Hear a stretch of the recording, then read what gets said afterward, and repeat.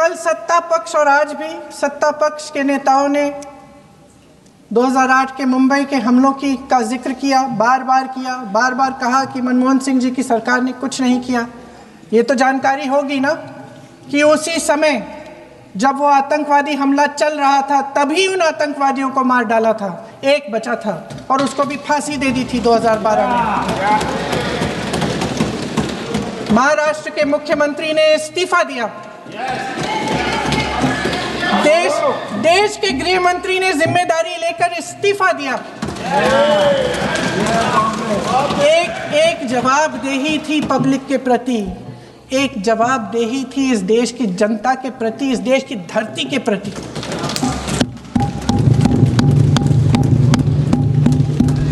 राजनाथ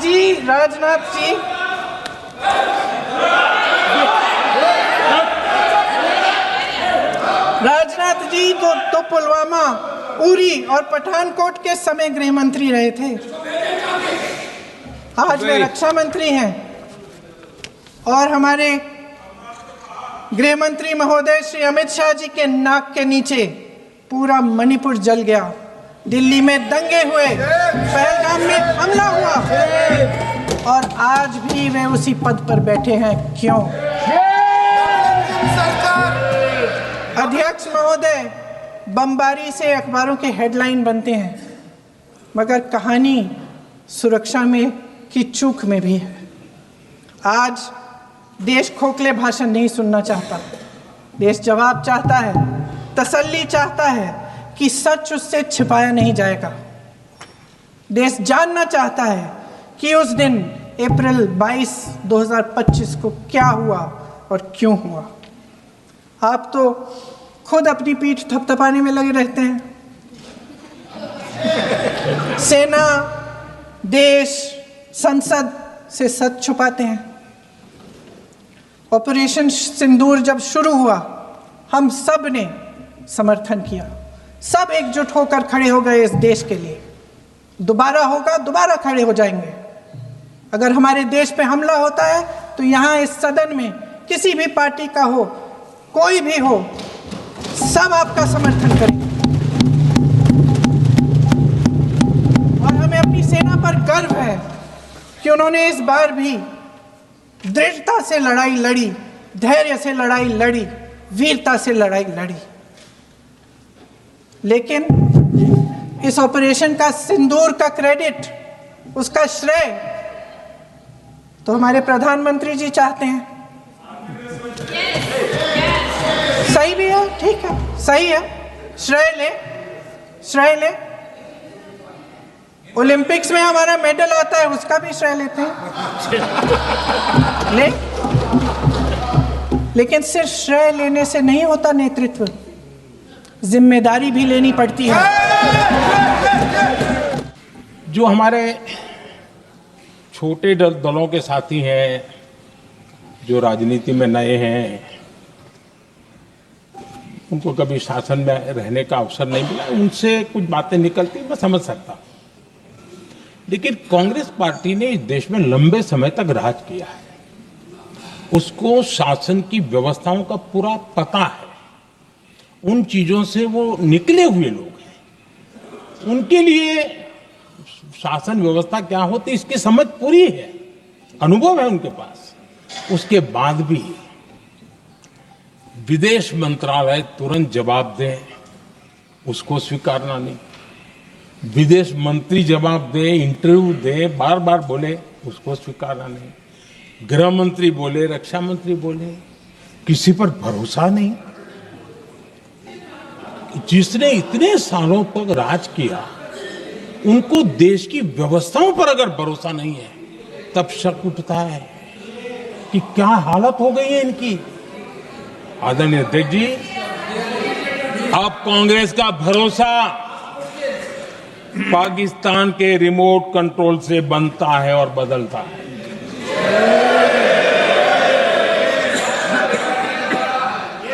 आदरणीय अध्यक्ष जी, एक बिल्कुल कांग्रेस के नए सदस्य, यानी उनको तो क्षमा करनी चाहिए, नए सदस्य को क्या कहेंगे, लेकिन कांग्रेस के आका जो उनको लिख करके देते हैं और उनसे बुलवाते हैं, खुद में हिम्मत नहीं है, उनसे बुलवाते हैं कि ऑपरेशन सिंदूर ये तो तमाशा था, ये आतंकवादियों ने जिन 26 लोगों को मौत के घाट उतारा था ना, उस भयंकर क्रूर घटना पर ये तेजाब छिड़कने वाला पाप है। तमाशा कहते हो? आपकी असहमति हो सकती है और ये कांग्रेस के नेता बुलवाते हैं।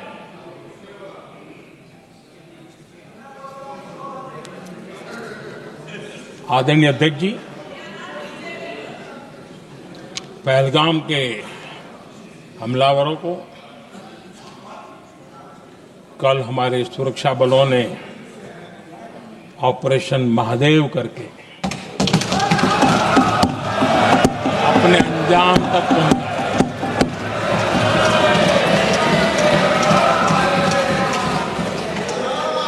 लेकिन मैं हैरान हूं, यहां ठहाके लगा के पूछा गया कि आखिर ये कल ही क्यों हुआ।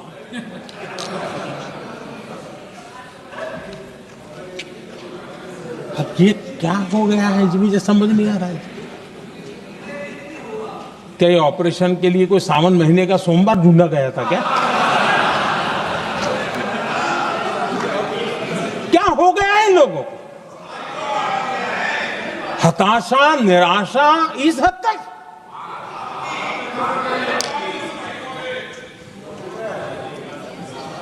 और देखिए मजा, पिछले कई सप्ताह से हाँ ऑपरेशन सिंदूर वगैरह तो ठीक है, पहलगाम के आतंकियों का क्या हुआ, पहलगाम के आतंकियों का अब हुआ तो कल क्यों हुआ?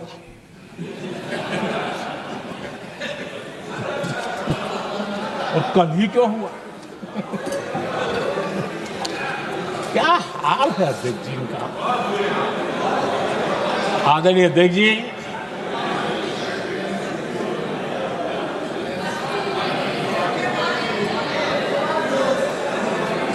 आदरणीय अध्यक्ष जी, शास्त्रों में कहा गया है, हमारे शास्त्रों में कहा गया है, शस्त्रेण रक्षिते राष्ट्रे, शस्त्रेण रक्षिते राष्ट्रे शास्त्र चर्चा प्रवर्तते। अर्थात जब राष्ट्र शस्त्र से सुरक्षित होते हैं तभी वहां शास्त्र की, ज्ञान की चर्चाएं जन्म ले पाती है। जब सीमा पर सेनाएं मजबूत होती है तभी लोकतंत्र प्रखर होता है।